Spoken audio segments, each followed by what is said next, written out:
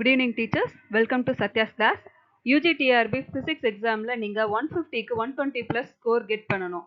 அதான் உங்களோட எய்மா இருக்கணும். அதுக்கான practical reason என்ன அப்படின்னு நான் சொல்றேன். எக்ஸாம்ஸ் ரைட் பண்ண போற எல்லா ஆஸ்பிரண்ட்ஸும் கண்டிப்பா தெரிஞ்சுக்க வேண்டிய sad truth இதுதான். இப்போ டிஆர்பியில் இருந்து கண்டக்ட் பண்ற எக்ஸாம் லிஸ்ட்ல வேகன்சிஸ் எவ்வளோ வந்து இருக்கு அப்படின்னு நீங்க கோ த்ரூ பண்ணியிருந்தா உங்களுக்கு நல்லாவே தெரியும் நான் சொல்ல போற எல்லாமே ரியல் அப்படின்னு. இப்போ நோட்டிஃபிகேஷன் வரப்போகுது 3K வேகன்சிஸ் கிட்ட இருக்குன்னு எல்லாரும் நினச்சிட்டு இருக்கோம். அதான் இல்லை, டோட்டல் வேகன்சி தான் 3K. அது வர்றதுக்கு தான் சான்சஸ் இருக்கு. அதில் ஃபிசிக்ஸுக்கு எவ்வளோ அப்படின்னு நம்ம பார்த்தோம்னா as per my perception only 100+ vacancies மட்டும்தாங்க இருக்கும். ஸோ இது வந்து டிமோட்டிவேட் பண்ணுறதுக்காக நான் சொல்லலை, ரியாலிட்டி என்னன்னு புரிஞ்சுக்கிட்டு நீங்கள் வந்து படிக்கணும், அதுக்காக தான் நான் சொல்கிறேன். இந்த 100+ வேகன்ட்ல நியர்லி லேக்ஸ் கணக்கில் பீப்புள்ஸ் வந்து அப்ளை பண்ணுவாங்கங்க. ஸோ வந்துட்டு ஒரு வேக்கண்ட்டுக்கு 1000 காம்படேட்டர்ஸ் இருக்காங்க. இது டிஆர்பியில் மட்டும் கிடையாது, எல்லா காம்படேட்டிவ் எக்ஸாம்லேயும் சேம் சுச்சுவேஷன் தான். ஸோ நீங்கள் போஸ்டிங் வாங்கணும்னா நல்ல ரேங்க் வந்துட்டு ஸ்கோர் பண்ணணுங்க. அதுக்கு நீங்கள் பண்ண வேண்டியது ஹையர் ப்ரையாரிட்டி இருக்கக்கூடிய டாபிக்ஸை ஃபஸ்ட்டு வந்து கம்ப்ளீட் பண்ணுங்கள். மார்க் டெஸ்ட் வந்து ப்ராக்டிஸ் பண்ணுங்கள். கன்சிஸ்டன்சி ரொம்பவே இம்பார்ட்டன்ட்ங்க. இப்போ யூஜிடிஆர்பி ஃபிசிக்ஸ் எக்ஸாம் பேட்டர்ன் வச்சு நான் உங்களுக்கு எக்ஸ்பிளைன் பண்ணுறேன். ஸோ டோட்டல் கொஸ்டின்ஸ் வந்துட்டு 150 கொஸ்டின்ஸ் நமக்கு இருக்குது. டோட்டல் மார்க்ஸ் வந்துட்டு 150 மார்க்ஸ், சரிங்களா? ஸோ நெகட்டிவ் மார்க்ஸிங் வந்துட்டு நமக்கு இல்லை. ஒரு நல்ல விஷயம் அதுதான், நெகட்டிவ் மார்க்கிங் கிடையாது. எக்ஸ்பெக்டட் கேண்டிடேட்ஸ் எவ்வளோ பேர் அப்பியர் ஆகுறதுக்கு சான்சஸ் இருக்குது அப்படின்னு பார்த்தோம் அப்படின்னா 1 lakh கிட்ட அப்பியர் ஆகுறதுக்கு சான்சஸ் இருக்குங்க. வேகன்சிஸ் எவ்வளோ வரலாம் அப்படின்னா ஆஸ் பர் மை பர்செப்ஷன் வந்துட்டு 100+ வர்றதுக்கான சான்சஸ் இருக்குது ஃபிசிக்ஸ் பொறுத்த வரைக்கும், சரிங்களா? ஏன்னா லாஸ்ட்டு நோட்டிஃபிகேஷன்ஸ் எல்லாமே எடுத்து பார்த்தோம் அப்படின்னா 100+ வேகன்சிஸ் தாங்க ஃபிசிக்ஸ்க்கு வந்திருக்கு. ஸோ த சேம் தான் வந்து ரிப்பீட் ஆகும் அப்படிங்கிறது என்னோட பாயிண்ட், ஓகேவா? என்னோட பர்செப்ஷன், ஓகேவா?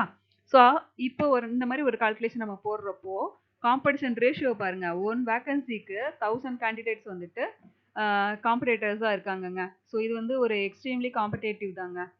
அதனால தான் நான் என்ன பண்ணுறோம் அப்படின்னா நம்ம கண்டிப்பாக வந்து ரொம்ப ஹார்ட் ஒர்க் பண்ணிட்டு ப்ரொசீட் பண்ண வேண்டியதாக இருக்குங்க. ஸ்மார்ட் ஒர்க் நம்ம வந்து கண்டிப்பாக டெஃபினட்டாக போட்டே ஆகணுங்க, வேறு ஆப்ஷனே வந்து கிடையாது. நீங்கள் வந்து ஜஸ்ட்டு கிளியர் பண்ணணும் அப்படின்னாலே வந்து அட்லீஸ்ட் ஒரு 110+ வேலை நீங்கள் மார்க் வாங்கணும். அண்டு உங்களுக்கு போஸ்டிங் வந்து கன்ஃபார்மாக கிடைக்கணும் அப்படின்னா 120+ மேலே மார்க் இருந்துச்சு அப்படின்னா தாங்க போஸ்டிங் வந்து கிடைக்கிறதுக்கான சான்சஸ் இருக்குது, சரிங்களா? ஸோ இது பயமுறுத்துறதுக்காக சொல்லலை, ரியாலிட்டி இதுதான். இதை புரிஞ்சுட்டு நீங்கள் வந்து படிக்கிறதுக்கு ஸ்டார்ட் பண்ணுங்கள், ஓகேவா?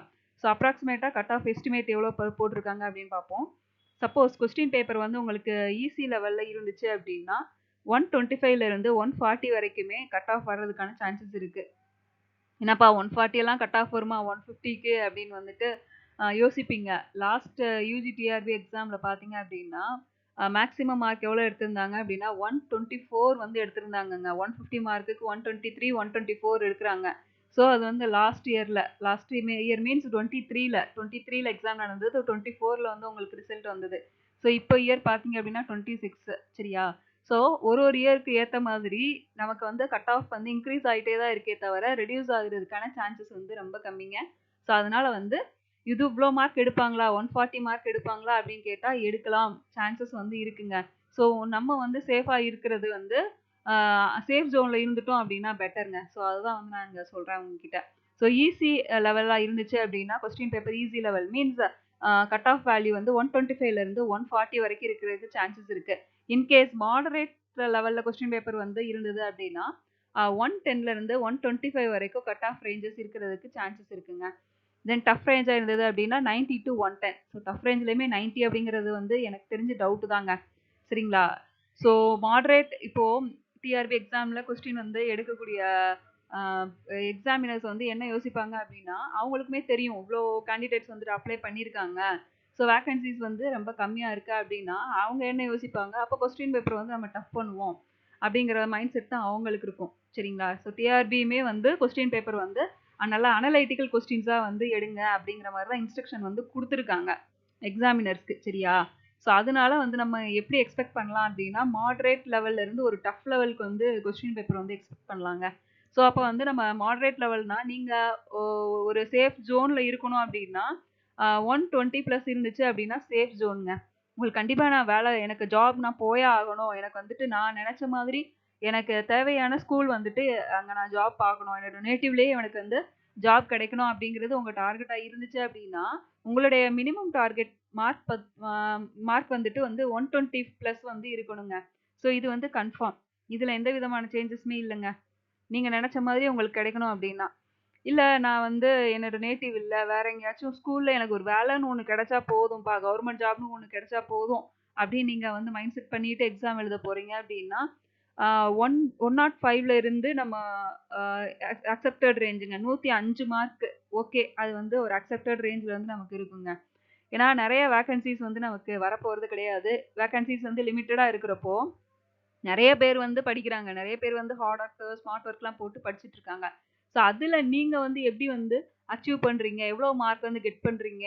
எப்படி வந்து உங்களோட வொர்க் வந்துட்டு ப்ரொடியூஸ் பண்றீங்க? அந்த 3 ஹவர்ஸ்ல நீங்க எப்படி வந்து எக்ஸாம்ல கான்சன்ட்ரேட் பண்ணி எழுதுறீங்க? அதுதான் உங்களுக்கு ரிசல்ட்டா வந்து வரப்போகுதுங்க.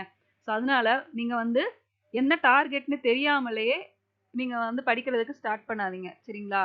இவ்ளோ காம்படிஷன் இருக்கு அப்படிங்கிறத தெரிஞ்சுக்கிட்டு, அதுக்கப்புறம் வந்து படிக்கிறதுக்கு ஸ்டார்ட் பண்ணுங்க. அதுக்கேத்த மாரி வந்து ஒர்க் வந்து பண்ணுங்க. ஓகேவா? ஸோ என்ன பொறுத்தவரைக்கும் சேஃப் டார்கெட் அப்படிங்கிறது 120 பிளஸ்ங்க. யுஜி, டிஆர்பி எக்ஸாம்க்கு ஜஸ்ட் ப்ரிப்பேர் மட்டும் பண்ணாதீங்க. உங்களோட ப்ரிப்பரேஷன வந்து டெஸ்ட் பண்ணுங்க. ஸோ அதுக்கான ஒரு ஆப்பர்ச்சுனிட்டி தான் டெஸ்ட் பேட்ச். நம்ம டெஸ்ட் பேட்ச் யூஸ் பண்ணி உங்களோட மிஸ்டேக்க ஈஸியா ஃபைண்ட் அவுட் பண்ண முடியும். எந்த சப்ஜெக்ட்ல நீங்க ஸ்ட்ராங்கா இருக்கீங்க அப்படிங்கிறத ஈஸியா ஐடென்டிஃபை பண்ண முடியும். உங்களோட ஸ்பீட் அண்ட் அக்யூரசிய இம்ப்ரூவ் பண்ணிக்கலாம். அண்ட் ஆட்டோமேட்டிக்கா உங்களுடைய கான்ஃபிடன்ஸ் இன்கிரீஸ் ஆகும். ஸோ இது எல்லாமே கரெக்ட்டா நடந்துச்சு அப்படின்னா, உங்களால ஈஸியா யுஜி, டிஆர்பி எக்ஸாம கிளியர் பண்ண முடியும். அதிகமான ஸ்கோர உங்களால கெட் பண்ண முடியும். நம்ம கிளாஸ்ல இருந்து ஒரு ஸ்பெஷல் ஆஃபரை இன்ட்ரோடியூஸ் பண்றோம். ஃபர்ஸ்ட் ஜாயின் பண்ற 50 மெம்பர்ஸ்க்கு ஃபீஸ் பார்த்தீங்க அப்படின்னா ஒன்லி 1000 ரூபீஸ் மட்டும் தான். ஸோ அதனால டைம வந்து வேஸ்ட் பண்ணாதீங்க. இம்மீடியட்டா ஜாயின் பண்ணுங்க. உங்களோட ட்ரீம ஃபுல்ஃபில் பண்ணுங்க.